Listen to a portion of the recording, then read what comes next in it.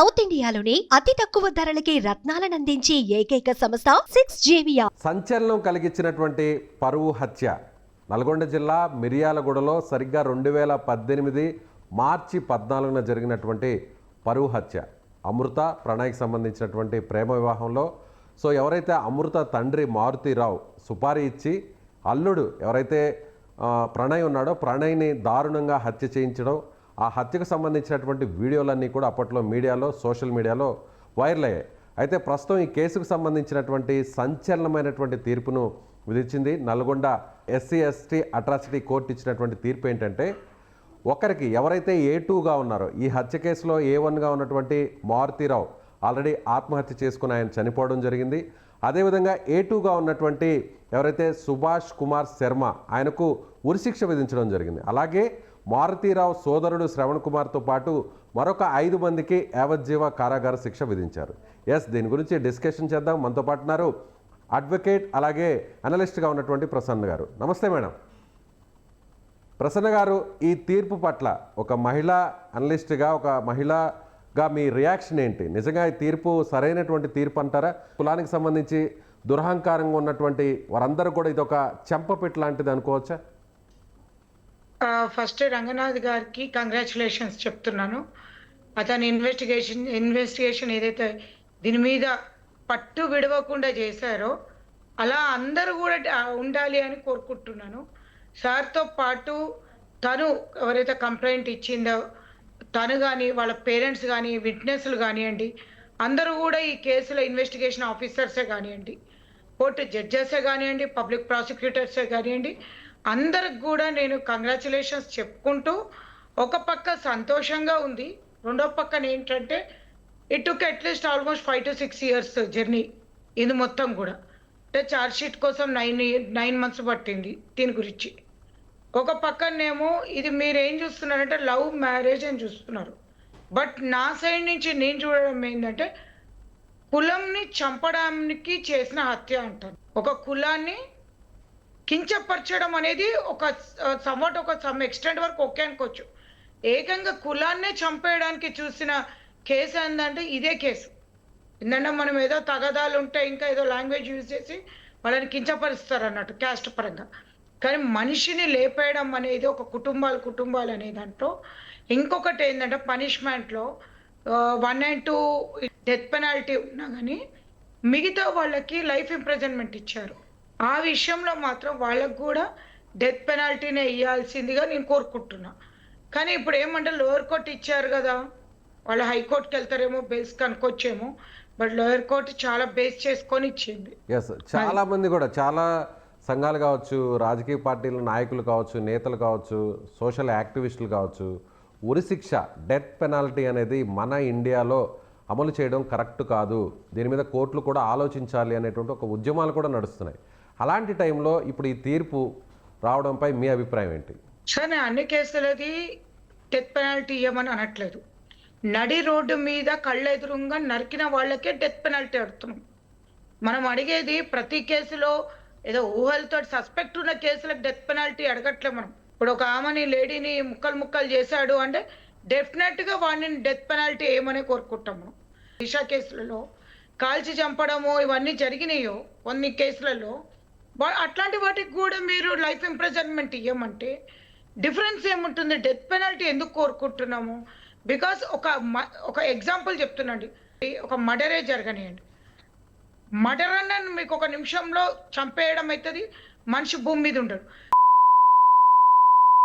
ఏ విధంగా బాధలు పెడుతున్నారో, లైక్ మనం కలకత్తా కేసులు, బీహార్ అవన్నీ కూడా మనం ప్రతి ఒక్క స్టేట్లలో చూస్తున్నాం. ఒక స్టేట్ అనేది కాకుండా నర్సుది కూడా చూసామన్నట్టు మనం. ఆమెను కూడా ఆ కేసు వేరు, ఈ కేసు వేరు. మీరు చెప్పినట్టుగా మహిళలను, యువతలను సామూహికంగా అత్యాచారం చేయడం, హత్య చేయడం, ఇవన్నీ కూడా దారుణంగా చంపడం, మీరు అన్నట్టుగా ప్రైవేట్ పార్ట్స్ని కట్ చేయడం, ఇదంతా కూడా ఓకే. కానీ ఈ కేసులో పరువు హత్య అంటే ఎంతో ప్రేమించినటువంటి తన కుమార్తె వేరొక వ్యక్తిని కులాంతర వివాహం చేసుకోవడం, తమను వదిలేసి దూరంగా వెళ్ళిపోవడం, ఇవన్నీ కూడా తట్టుకోలేకే కూతురు మీద ఉన్నటువంటి ప్రేమతోనే, ఒకవేళ అల్లుడిని హత్య చేసేస్తే కూతురు తిరిగి తన వద్దకు వస్తుందనేటువంటి ప్రేమతోనే హత్య చేశాడు అనేటువంటి వాదించిన వారు కూడా ఉన్నారు. వారికి మీ సమాధానం? ప్రేమ అని మాత్రం అనకండి, దీనికి కూతురు మీద ఉన్న ప్రేమ అయితే కాదు. కూతురు మీద ప్రేమ ఉంటే ఒకగానొక కూతురు ఉన్నప్పుడు అన్ని కోట్ల ఆస్తున్నప్పుడు ఒక కులము ఇవన్నీ అడ్డురావు. నా బిడ్డనే నాకు ముఖ్యం. నా బిడ్డ సంతోషమే నాకు ముఖ్యము అనుకుంటాం. ఇది ఏంటంటే డబ్బుతోటి అహంకారం. Is only a small business man before running. ఏదైతే రియల్ ఎస్టేట్ వచ్చినాక ఆయన ఇదేయాడు. ముందైతే అతను ఐ థింక్ సో కిరోసిన్ అమ్ముకునే అతను అన్నట్టు. ఒక్కసారిగా డబ్బు వచ్చినాక ఇక్కడ కులంతో పాటు ఫైనాన్షియల్ స్టేటస్ అనేది కూడా చాలా ఇంపార్టెంట్ అయింది ఈ కేసులో. ఇక్కడ లవ్‌తో పాటు అంటే నా బిడ్డని చేసుకుంటున్నాడు వీడు, నాకు చాలా ఆస్తి ఉంది, నా ఆస్తిని చూసుకొని వీడు చేసుకుంటున్నాడా? లేదా ఇంత తక్కువ జాతి వాళ్ళకి నేను ఇచ్చి చేయాలా? అన్న దాంతోటి మీరు దీంట్లో ఏదో క్షణికావేశంలో జరిగిన మర్డర్ కాదు ఇది. ఏదో అప్పటికప్పుడు ఏదో అనుకోని ఒకరు అనుకోని చేసిన మర్డర్ కాదు. ఈ కేసులో మాత్రం నేను డెత్ పెనాల్టీ ఈ కేసులో అడగాల్సిన అవసరం ఏంటంటే ఒక టెర్రరిస్ట్‌ని తీసుకొని వచ్చారు ఈ కేసుకి. వీళ్ళు ఏదైతే సుపారీ ఇచ్చారో వీళ్ళ బాబాయ్ కానియండి, నడి రోడ్డు మీద మర్డర్ చేసింది ఎవరు? వీళ్ళ బాబాయే కదా. Yes. అవునా? తండ్రి కన్నా సరే, తండ్రికి ప్రేమ బిడ్డ మీద ఉంది, మరి బాబాయ్కి ఏమైందండి? ఇప్పుడు అంటే బాబాయే తండ్రి అన్నని ఎవరైతే అమృత తండ్రిని ఉసిగొల్పాడు అనుకోవచ్చా? బాబాయే అది కరెక్ట్ గా అన్నారు. ఈయన ప్రొవకేషన్ తోటే తండ్రి ఈ ఒక దానికి ఓకే అన్నాడు. బాబాయ్ అనేవాడు ఈ తండ్రి డబ్బులు ఇవ్వడం 2 కోట్ల వరకు, I think so, more than that or less than that, nearly 2 CR అనంగి సుపారీ. ఒక టెర్రరిస్ట్ని పట్టుకొని వచ్చి డ్రైవర్లని, రూలింగ్ పార్టీ వాళ్ళని, కొంతమందిని 2-3 దీంట్లో 2 రూలింగ్ పార్టీ వాళ్ళు కూడా అప్పట్లో రూలింగ్ పార్టీ వాళ్ళని కూడా ఆ ఏరియాలో ఉన్న పొలిటికల్ వాళ్ళని 2 ఇన్వాల్వ్ చేశారు. అంటే ఇంతమంది పొలిటికల్ వాళ్ళు కూడా ఎందుకు వచ్చారు? మేము కేసు చేస్తే మమ్మల్ని పట్టుకునేటోడు ఓడున్నాడు, మాకు డబ్బులైతే వస్తున్నాయి కదా. సుపారీలో వీళ్ళు కూడా ఒక మనుషులు. అంటే డబ్బు కోసం హత్య చేయడానికి కూడా ఇంకా ఉన్నారు, లేరు అని మాత్రం అనుకోకండి. అంటే ఇది కులానికని, కులం ఎవరు చూసారు? ఒకటి తండ్రి బాబాయ్ చూసాడు అనుకోండి, మిగతా 6 మాత్రం కులాన్ని అవన్నీ సంబంధం లేదు, డబ్బుకి హత్య చేసిన వాళ్ళు డబ్బుకి. అంటే అట్లాంటి వాళ్ళకి నేనేం అడుగుతున్నా అంటే డెత్ పెనాల్టీ ఇవ్వండి అంటున్నా. నేను చెప్పే దాంట్లో క్లారిటీ ఉంది, మీరు చూడండి. వాళ్ళిద్దరేమో కులం కోసం చూస్తారు, మిగతా వాళ్ళు ఏం చూస్తారు? డబ్బు కోసం చంపడం. అట్లాంటి వాళ్ళని కూడా కనికరించాలి అని భూమి మీద ఇప్పుడు మీరే చూడండి, ఎవరైనా చిన్నపిల్లని అరే పోయి చంపండి రా మీరు ఆమెకి అని డబ్బులు ఇచ్చి పంపించి ఆ అమ్మాయిని చంపినాక కూడా వాళ్ళకి లైఫ్ లాంగ్ పెడతాము అంటే మనం ఊరుకుంటామా? స్కూల్కి పోయి పిల్లల్ని చంపినరు అనుకోండి, మనం ఒప్పుకుంటామా? నేనంటున్నాను క్షణికావసం. తండ్రి ఒక్కటి చేసినది వేరు, మిగతా వాళ్ళందరూ కూడా ఒక్కరి దీంట్లో చూడండి. బాబాయ్ తండ్రిని ప్రొవోక్ చేశాడు, వీళ్ళిద్దరు కలిసి మిగతా వాళ్ళకి సుపారీ చేశారు. దీంట్లో ఎవరిద్దరు ముగ్గురు స్కిప్ అయినా కానీ కేసులో లేకున్నా ఈరోజు ఈ కేసు కాకపోయేది.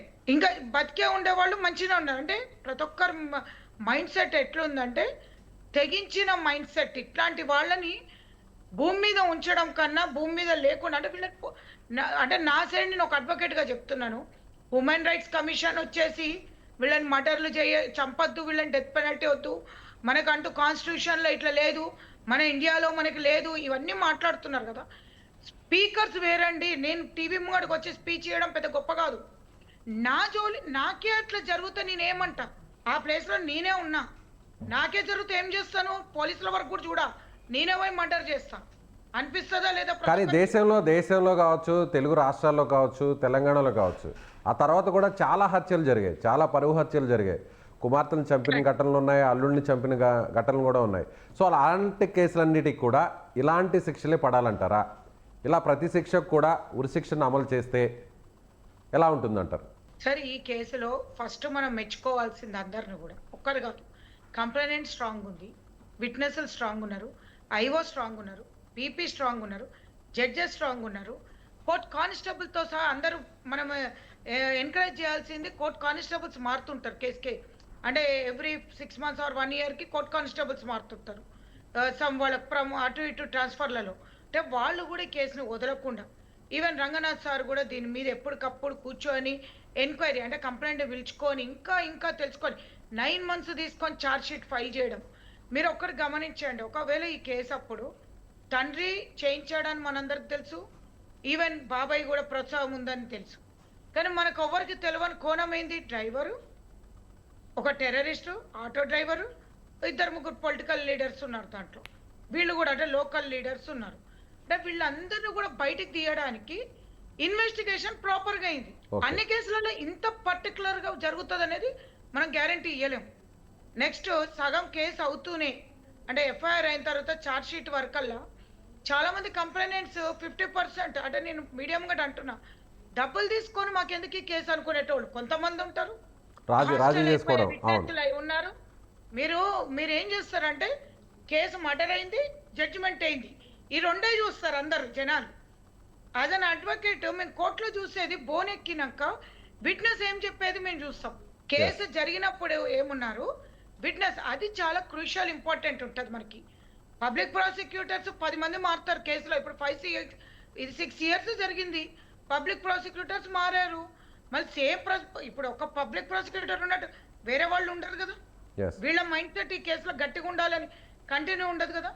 నేను యాజ్ అన్ అడ్వకేట్ కోరుకుంటుంది ఏంటంటే ఇట్లాంటి కేసులలో 5-6 years జరిగితే మైండ్ సెట్స్ మారి ఇంకెన్ని రోజులు, ఇప్పుడు దీంట్లో ఎన్నో నెగిటివ్ థింకింగ్స్ వస్తాయి. ఏమో పోలీసు వాళ్ళు అమ్ముడు పోయారేమో, ఏమో పీపీ అమ్ముడు పోయారేమో, లాయర్స్ అమ్ముడు పోయారేమో, మనకి సాక్షులు అమ్ముడు పోయారేమో. ఎందుకు ఇట్లాంటి డౌట్స్ వస్తాయి? కేసు లాంగ్ నడుస్తున్న కొద్దీ ప్రతి ఒక్కరికి కూడా న్యాయం మీద మనకి ఎప్పుడుగా ఇది న్యాయం అనేది మనకు జరగదు. నెక్స్ట్ వచ్చేసి ప్రతి కేసు అండి లీగల్ ఎయిడ్ ఉంటుంది అనుకుంటాం, కానీ ప్రతి కేసులో మనీ అనేది చాలా క్రూషియల్ ఇంపార్టెంట్ ఉంటుంది. నేను ఇక్కడి నుంచి కోర్టుకు వెళ్ళాలంటే నా చేతిలో డబ్బులు ఉంటేనే నేను కారు తీసుకొని పోగలుగుతా, బస్ ఎక్కి పోగలుగుతా, విట్నెస్ కింద ఉండగలుగుతా. ప్రతి కేసులో ఇంత కరెక్ట్గా ఎట్లా వస్తారు అనుకుంటాం మనం. Right madam, thank you Prasanna గారు. సో ఇది అడ్వకేట్ అలాగే అనలిస్ట్గా ఉన్నటువంటి ప్రసన్న గారు చెప్తున్నట్టుగా ఖచ్చితంగా ఈ కేసులో ఇలాంటి శిక్షను మాత్రం పడడం సమంజసం. ఇలాంటి శిక్షలు పడితేనే మళ్ళీ కూడా ఇలా కులాలు ఏదైతే తక్కువ కులం వారిని అగ్ర కులాల వారు ఇలా పరువుకు సంబంధించి కూడా హత్య చేయడం అనేది కూడా కొంతవరకు తగ్గే అవకాశం ఉంటుంది. అయితే ఈ శిక్షను ఇంకొంత త్వరితగతిన పడి ఉంటే ఇంకా బాగుండేది. అయితే ఇందులో ఉన్నటువంటి వారందరికీ కూడా శిక్ష పడే విధంగా పోలీసులు అలాగే న్యాయ వ్యవస్థ అందరూ కూడా సమర్థవంతంగా పనిచేయడం వల్లే కోర్టు జడ్జి ఇలాంటి తీర్పునిచ్చారని ఆమె చెప్తున్నారు. సో మీరేమనుకుంటున్నారు?